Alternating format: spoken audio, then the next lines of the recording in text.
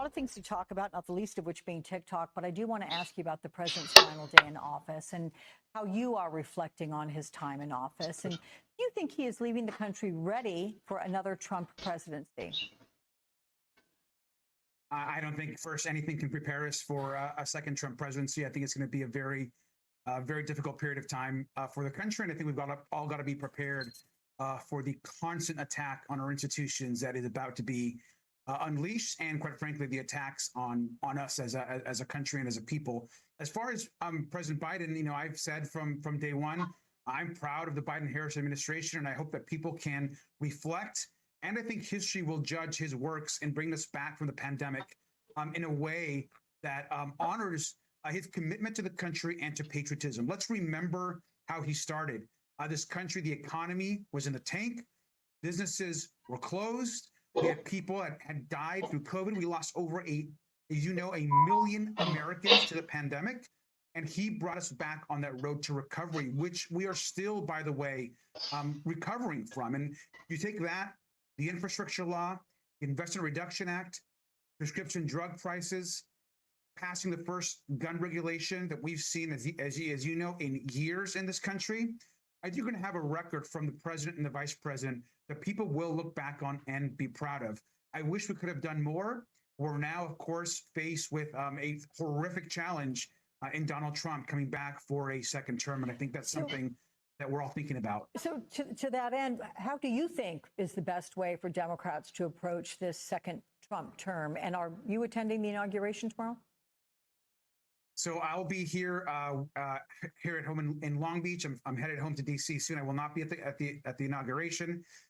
But the way I think Democrats need to be prepared for it is to fight. And I think what we should not be doing is just rolling over and thinking that Trump wants to work with us in some sort of bipartisan manner. I think we've got to be really clear-eyed about the fact that Donald Trump is empowering the richest people in the world, including Elon Musk, the richest man in the world, to essentially take over our institutions and destroy the ones that they don't like. The Department of Education, protections for Medicare and Social Security. And then they want to take the resources that they save off destroying these programs and enrich themselves and their companies. And so this is not a moment for us to be shrinking violets or to not understand that this is a real fight ahead of us. And holding hands and hoping that we're going to get bipartisanship, in my opinion, is not going to win the day. We've got to be tough.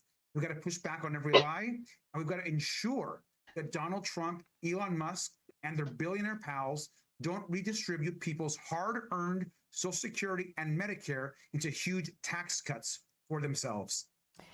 We spent the last hour and a half on the breaking news coming into us from both Washington and Tel Aviv, or Arlington, Virginia, specifically. But let's talk about TikTok, because you tweeted last night, "I voted against the TikTok ban, and I think we made a huge mistake. I hope I'm wrong." Can you explain your position now? And are you then happy to hear Donald Trump will delay the ban on his first day in office? I mean, this is a really, I think, obviously a complex issue and an unfortunate one. I voted against the ban. I've been against the ban from day one. I personally have felt that TikTok was being singled out in a way that all the other social media platforms were not. I agree, by the way. TikTok has, we have national security concerns. We have privacy concerns regarding TikTok. That is all true.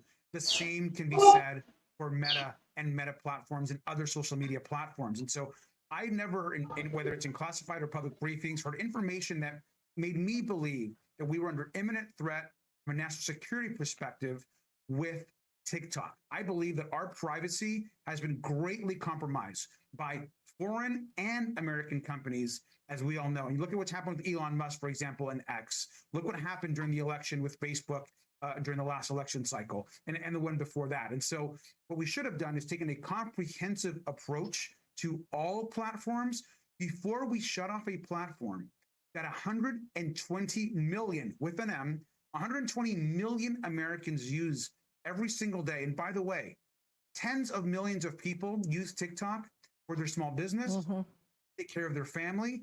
And so I think there should have been a better approach. And of course, I think that I hope that we can find a way with the administration, with whoever wants to work with us, to ensure that TikTok can be a safe place. Well, Ideally, of course, it'd be great to have it under American ownership. I think we agree. listen, We got to continue. To that point, Donald Trump is suggesting a 50% ownership for the U.S. in some sort of a joint venture. Would that quell any national security concerns about Chinese ownership?